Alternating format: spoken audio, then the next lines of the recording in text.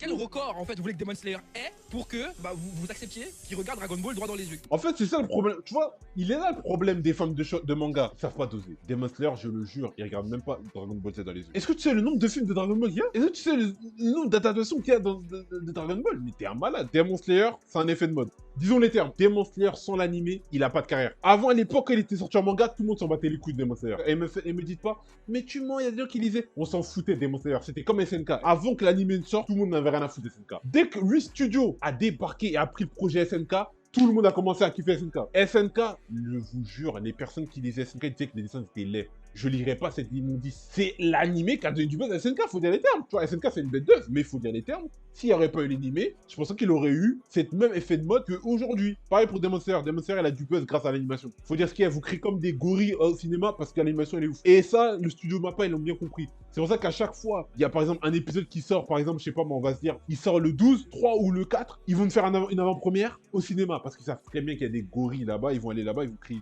Mappa, ils ont compris qu'il vaut mieux un anime mid avec une bonne animation qu'un anime travaillé narrativement, mais avec une animation bancale. Ils ont compris.